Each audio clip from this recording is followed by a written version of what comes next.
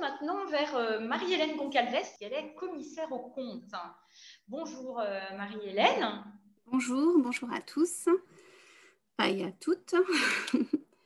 Donc effectivement, je m'appelle Marie-Hélène Gonçalves, je suis commissaire aux comptes et également expert comptable. Alors, je ne sais pas, Claire, si vous permettez que je présente les deux professions qui sont liées pour moi, mais vous me Oui, dites. tout à fait. Après, D'accord. bon, voilà, ça peut tenir en 5 minutes. Et Oui, ça puis, tiendra en bon, 5 minutes, oui. sachant qu'il y a une autre intervenante que vous connaissez, qui interviendra à Oui, une autre d'accord, rencontre pour présenter le métier d'expert comptable. Donc, mais je d'accord, sais que les deux sont liés, hein, donc d'accord, entendu. je vous laisse expliquer.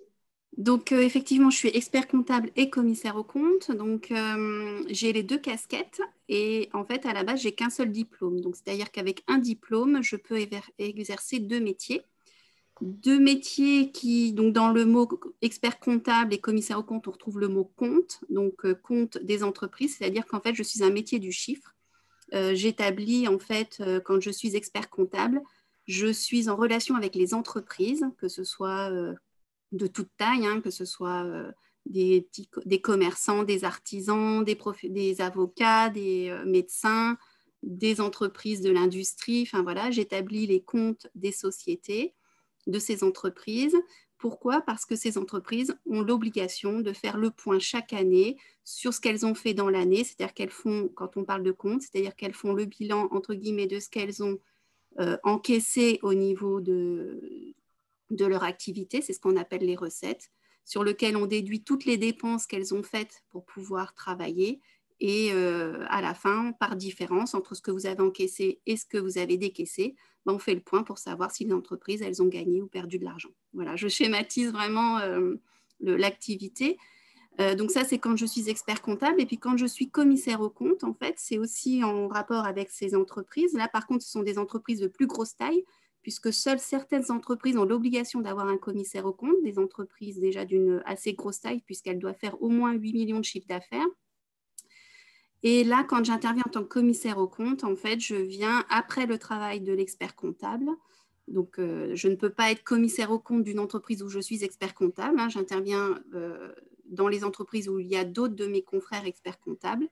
Et donc, là, j'ai plus un rôle de contrôle, de régularité, savoir si les lois sont bien appliquées, s'il n'y a pas de fraude dans l'entreprise. Alors, fraude, c'est-à-dire ça peut être aussi en interne. Est-ce qu'il y a suffisamment de contrôle pour que tout soit bien relaté dans les comptes des entreprises? Et le but, c'est de vraiment vérifier que les comptes qui sont produits par l'expert comptable pour ces entreprises reflètent bien la réalité, c'est-à-dire on dit qu'ils sont conformes aux règles et représentent bien ce qui est l'état de finances de l'entreprise.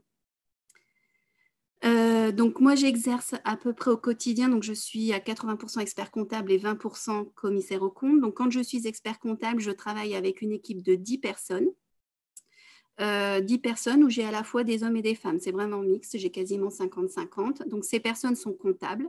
Je répartis entre elles tous mes clients et donc elles travaillent au quotidien pour mes clients. Elles donc, les aident à établir les comptes, à faire toutes leurs déclarations pour l'État, pour le fisc, etc.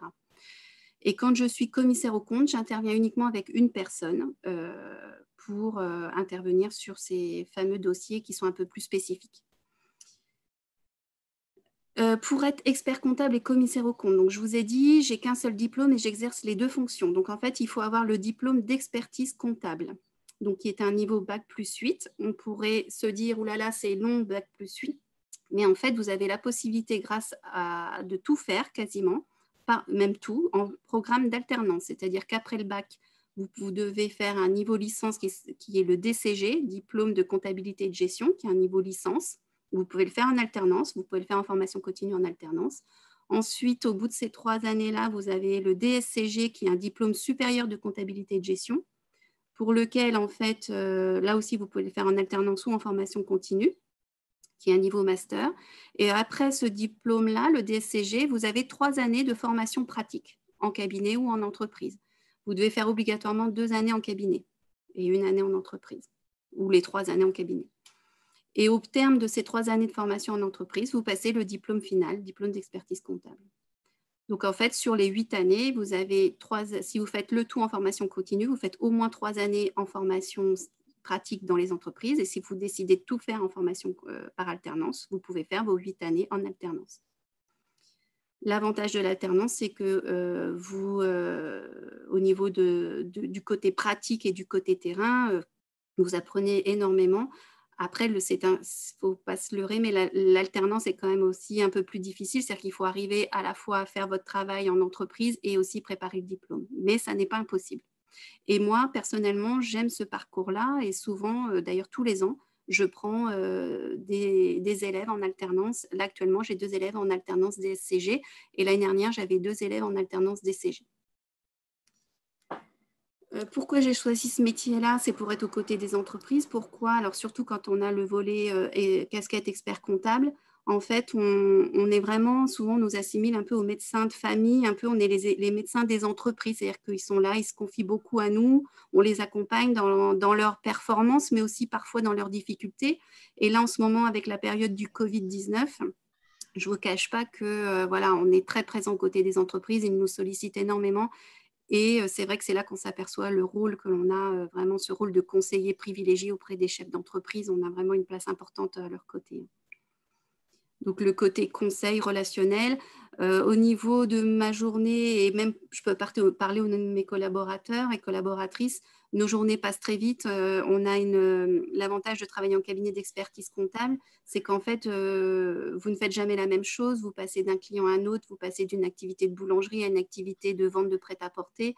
Enfin, voilà, on voit des secteurs totalement différents, des tailles totalement différentes, on fait des choses qui changent tous les jours, à chaque heure même. Voilà, ce qu'il faut au niveau qualité, c'est être bien organisé parce que c'est beaucoup de volume quand même. Donc, il faut surtout être bien organisé, pas mélanger les dossiers, c'est-à-dire pas mélanger le dossier d'un client avec le dossier d'un autre client. Voilà, il faut être assez organisé et puis aimer le contact. Aimer le contact, on est extrêmement au contact des entreprises. C'est-à-dire qu'en cabinet d'expertise comptable, on n'est pas derrière un ordinateur toute la journée. On se déplace, on va chez les clients, voilà, où ils viennent nous voir, mais voilà, on a vraiment un contact très présent avec les clients. Et puis, voilà, est-ce que vous voulez que je rajoute quelque chose par rapport au thème que vous vouliez qu'on aborde ? Merci en tout cas pour cette présentation. Merci d'avoir parlé de l'importance de l'alternance. Je pense que c'est important d'en parler parce que c'est vraiment intéressant de passer par l'alternance et d'avoir un pied dans l'entreprise le plus tôt possible. Qu'est-ce qui explique, Marie-Hélène, que parmi les comptables, il y ait une majorité de femmes, enfin vous disiez à peu près autant de femmes que d'hommes, mais que parmi les experts comptables, ce soit majoritairement des hommes? Est-ce que c'est le nombre d'années d'études qui effraie les femmes? Comment ça s'explique? Alors, en fait, c'est en train de changer quand même. Ça se féminise un peu. C'est vrai qu'avant, c'est en train de changer depuis au moins une bonne dizaine d'années quand même.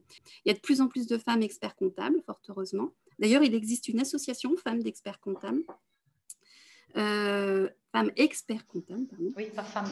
Donc c'est vrai que souvent, en fait, au poste de comptable, on a souvent une majorité de femmes. Et puis quand on monte en niveau, en grade, les femmes se font moins présentes. On a une majorité d'hommes, mais c'est en train de changer. Moi, je vois, par exemple, dans le cabinet dans lequel je suis associée, on a quasiment 50-50, 50% de femmes, 50% d'hommes. Pourquoi? Alors, en fait, c'est souvent le parcours est long. 8 ans, et c'est vrai que parfois on abandonne en cours de chemin en fait, et des fois c'est ça qui explique qu'on retrouve à la fin moins de femmes que d'hommes. Pourquoi? Parce qu'à un moment donné vous vous retrouvez, vous avez aussi votre vie de famille, des enfants, et du coup vous priorisez cet aspect-là. Alors pour parler de mon côté, mon expérience personnelle, moi en fait je suis expert comptable, donc j'ai obtenu le diplôme, ça fait maintenant 4 ans. Donc en fait j'ai commencé en tant que comptable en entreprise. Je n'avais pas tous les diplômes, et puis ensuite je suis arrivée dans un cabinet d'expertise comptable, et puis j'ai repris un petit peu mes études. Alors j'ai repris mes études, mais j'avais déjà mes enfants, donc du coup je ne vous cache pas que ça n'a pas été évident, mais néanmoins ça n'est pas impossible. Et du coup j'ai fini de préparer mon diplôme avec ma vie de famille, donc comme quoi vie de famille et aussi préparer un diplôme et une carrière professionnelle est possible. Surtout, il faut bien entendu une organisation aussi à la maison, Et puis, voilà, il faut savoir s'organiser aussi sur le côté privé. Je pense qu'il est important de pouvoir concilier les deux. C'est important de concilier la vie personnelle parce que la vie de famille, moi, je priorise ma vie de famille, c'est évident, mais c'est bien aussi de s'épanouir au niveau professionnel. Et quand on peut concilier les deux, là, c'est vraiment super. Mais c'est vrai que le chemin pour une femme est peut-être un peu plus compliqué par rapport à ça, par rapport à pouvoir justement bien s'organiser pour pouvoir mener à bien une carrière professionnelle et une carrière aussi, enfin, un épanouissement au niveau personnel. Mais ça n'est pas impossible. Et c'est Voilà. certainement une des raisons qui fait qu'à un moment donné, il y avait plus d'hommes que de femmes, parce qu'avant, les femmes étaient plus à la maison et les hommes plus sur le terrain. Mais maintenant, ça change. Les femmes aussi sont présentes, sont là, et on mérite notre place. Et bien souvent, on a aussi une autre approche sur les comptes. Moi, je l'entends souvent, on a une autre approche sur les comptes, sur le conseil aussi, l'approche conseil. Voilà, c'est pas, on a une approche différente de celle des hommes et qui est fort appréciée par nos clients. Ben, merci Excusez-moi, Marie-Hélène mais pour ce message vous avez, encourageant. excuse-moi Claire, je voulais juste savoir quels sont enfin, quel bac en fait vous avez passé avant de commencer votre, c'était, bon, c'est l'ancien bac, Oui. hein, mais c'était quoi Alors, comme… moi, la base, alors, en fait, ce qu'il faut pour avoir le DCG, il faut avoir un niveau bac pour commencer le DCG. Et après, vous pouvez faire un bac pro en compta. Enfin, maintenant, c'est des autres noms, je crois. Diplôme de comptabilité. Enfin, je ne sais plus les noms exacts. Ça a changé en plus maintenant, les noms. Je suis un peu… Mais il faut au moins le niveau bac. Vous pouvez faire un bac général ou un bac professionnel, un bac technique en comptabilité. Vous pouvez très bien. Et après, vous démarrez votre DCG comme les autres. Moi, personnellement, j'ai fait un bac général à la base. Mais Et c'était un bac quoi, un bac B que vous avez? non, j'avais fait un bac C à l'époque, c'était mathématiques. Oui, plutôt Oui, d'accord, scientifique, parce ok. que c'est quand même, Plutôt comme vous l'avez dit scientifique au du coup. début, un métier de chiffres. Alors, c'est un métier de chiffre, mais il n'y a pas besoin d'être trop fortiche en maths, hein, je vous le rassure. Hein, tous les calculs se font avec des calculatrices, etc. Ce qu'il faut, c'est bien pouvoir quand même, enfin, faut quand même aimer manipuler les chiffres. Et puis, c'est surtout la comptabilité, c'est une logique en fait. C'est une logique, on apprend, c'est beaucoup d'analyse en fait. On analyse un peu les augmentations, les diminutions de certains postes de charges ou de recettes. Voilà, c'est beaucoup d'analyse de chiffres en fait. Maintenant, on ne demande pas de faire des fonctions affines ou des choses comme ça, comme moi j'ai pu faire quand j'étais en bac général. Il y a beaucoup de choses que je n'applique plus du tout aujourd'hui. Hein. Mais par contre, voilà, il ne faut pas non plus détester les chiffres parce que quand même, tous les jours, on passe des chiffres devant nous. On voit passer des chiffres devant nous. Merci Marie-Hélène Merci de à vous. cette web rencontre. Merci beaucoup.